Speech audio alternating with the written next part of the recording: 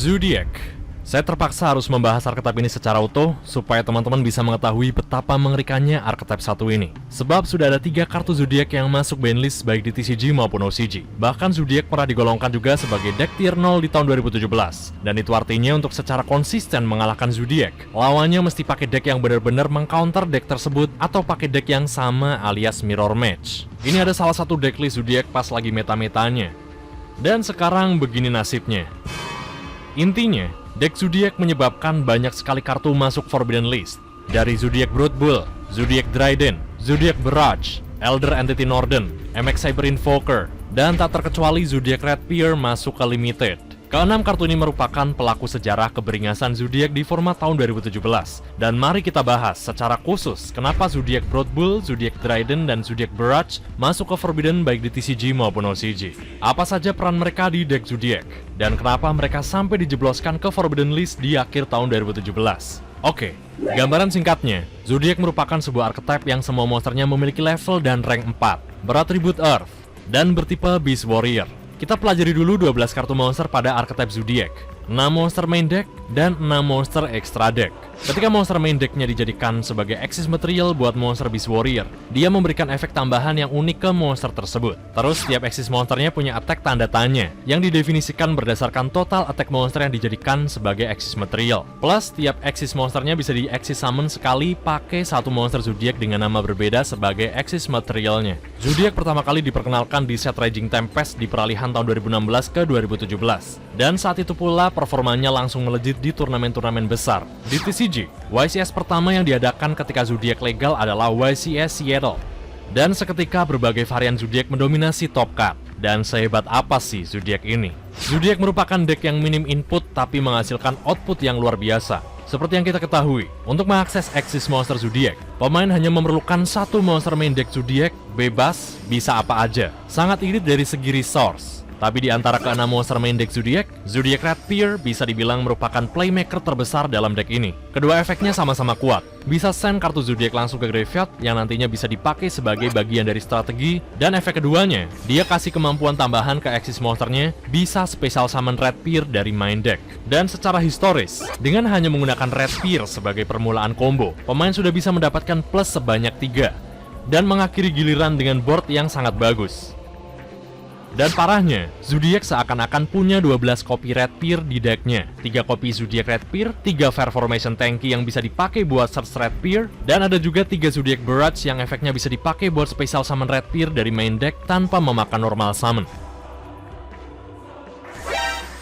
Ada juga 3 kopi Speedroid Terror Top yang merupakan engine Speedroid untuk mengakses MX Cyber Invoker tanpa memakan normal summon juga, dan menghadirkan Red Peer lewat efeknya. Jadi bisa dikatakan Zodiac ini sangatlah konsisten untuk memulai kombonya lewat Red Peer. Dan itulah peran Red Peer dengan fungsinya sebagai playmaker. Dan tentunya masih ada beberapa kartu Zodiac lainnya yang punya peran masing-masing yang nggak kalah menjijikannya. Dan dia adalah Zodiac Broodbull, salah satu kartu Zodiac paling broken. Dia merupakan Axis monster generic rank 4 yang bisa menambahkan satu monster Beast Warrior apapun dari main deck yang bisa di normal summon ataupun di set dari deck ke tangan. Efeknya udah mirip banget kayak Fair Formation Tanky, tapi bisa dipakai tiap gilirannya. Di Zodiac, Broodbull bisa search ke kartu monster Zodiac apapun dari main deck. Biasanya search ke Zodiac Whiptail yang bisa di-attach ke Axis monster Zodiac di field.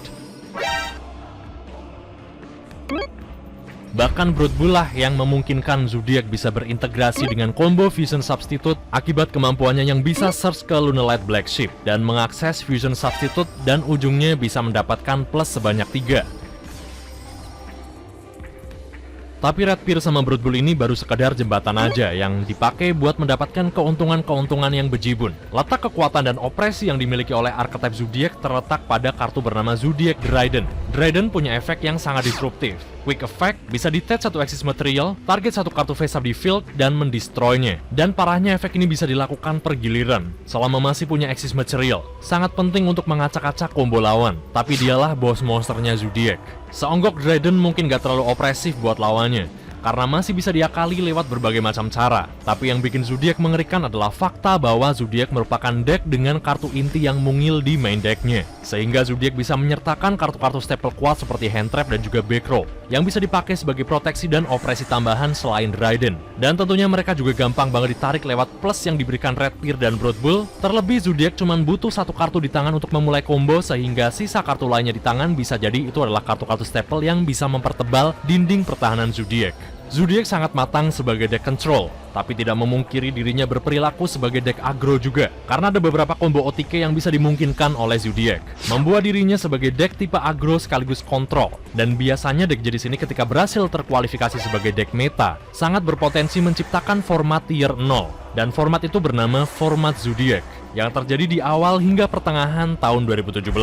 Bisa disimpulkan, Zodiac merupakan deck yang sangat konsisten, sangat baik melakukan grinding, dan sangat fleksibel sebagai sebuah archetype.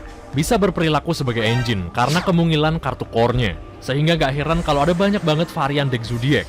Dari yang pure dikawinin bareng Kaiju, dimix bareng Metal Foes, dicampur bareng Infernoid, dikombinasiin bareng True Draco, ada juga yang dicampur sama Invoked, dan masih banyak lagi. Format Zodiac legal selama hampir 1 tahun, dari awal sampai menjelang akhir tahun 2017. Dalam perjalanannya itu, beberapa kartu masuk Forbidden and Limited List. Tentunya untuk menyeimbangkan meta dan menjauhkannya dari format dominasi satu sisi deck tier 0. Konami berkala melakukan pembenahan pada bandlistnya. Untuk melemahkan Zodiac, Konami menstempel beberapa kartu-kartu terkuatnya. Dari Zodiac Dryden, Zodiac Brood Bull, Zodiac Barrage, dan Zodiac Red Peer. Era Zodiac berakhir di OCG pada bandlist Juli 2017 dengan di-ban-nya Brood Bull. Sedangkan di TCG, kematian Zodiac diperingati pada bandlist September 2017. Dan berbeda dengan di OCG, TCG tidak menyentuh Barrage sama sekali. Tapi meskipun begitu, Zodiac benar-benar sekarat semenjak saat itu. Hingga kemudian di tahun 2020, Konami iseng-iseng melepaskan Dryden menjadi limited. Menyangka Zodiac sudah aman di format modern setelah dikurung 3 tahun lamanya. Tapi ternyata dengan kehadiran Dryden, engine Zodiac masih bisa berfungsi dengan sangat prima dikawinkan dengan beberapa archetype lainnya seperti salah satunya yang terbaik bareng Tri Brigade.